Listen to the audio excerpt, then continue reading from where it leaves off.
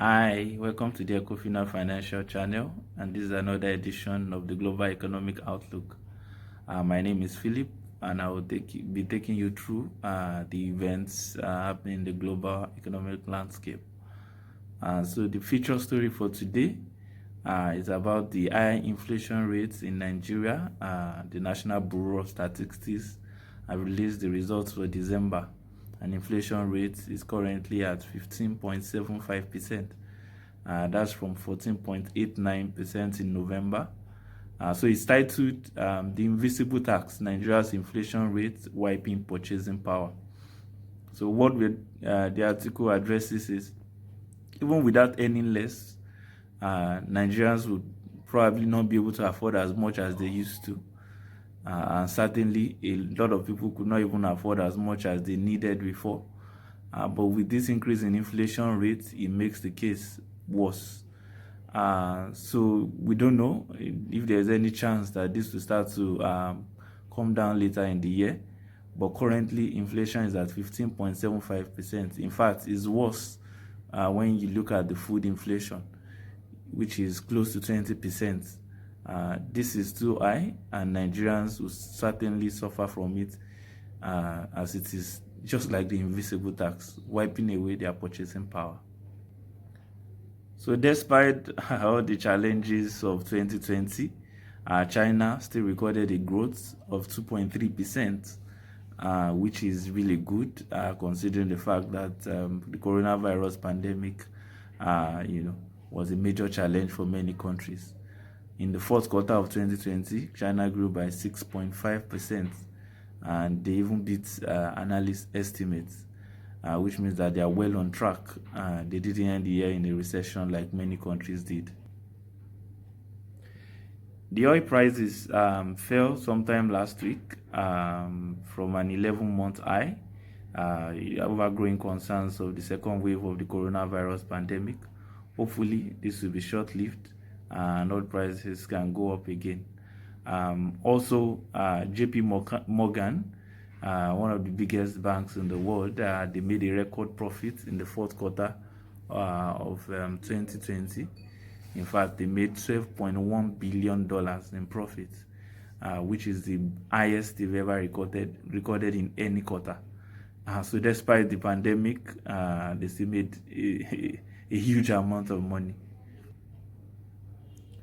So also WhatsApp, they've delayed the new privacy policy till May.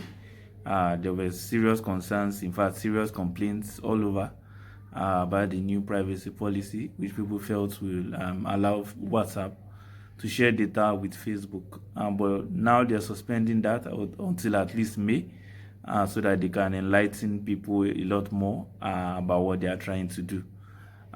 Also, on the global economy, we look at Total's acquisition of 20% stake in Adani Green, an Indian company. So they are looking to diversify away from oil, looking at other sources of energy. Adani Green actually focuses on wind and solar power. So Total has acquired 20% stake. This is actually their third deal in a few months. And they continue this drive just to ensure that they are well diversified. So to the Nigerian economy, so the Minister of Finance in Nigeria said the government spent over 6 trillion naira on servicing debts and recurring rent expenditures in 2020. This is high compared to the capital expenditure of just 1.8 trillion naira. If Nigeria is going to make any significant progress, that certainly has to change. The recurrent and the debt servicing has to reduce. And even when the debts are taken, of course, there has to be visible things that people can see. Otherwise, the country will continually struggle under the burden of debts. Also, we report about Air Holdings' acquisition of OML 17 from the IOCs, 3 IOCs in fact, Shell, Ajib, and one other IOC. IS Holdings is actually owned by Tony Elumelu. Their stake in the OML will be held by TNOG Oil and Gas. It's a massive deal. In fact, it's worth around $1.1 billion, involving several banks, several financial institutions all over. And Flutterwave has continued to make giant strides in Nigeria. Now they are ranked as one of the top Y Combinator companies. In fact, they are ranked 115 out of the 134 companies ranked.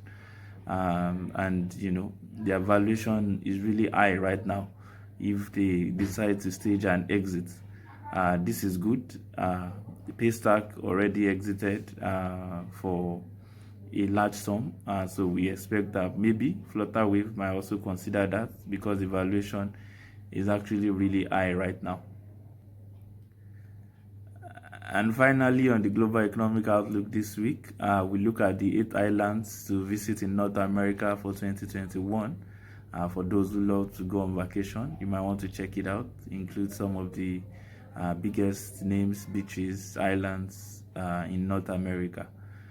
So that's it from the global economic outlook this week. You can subscribe to the channel for a weekly update.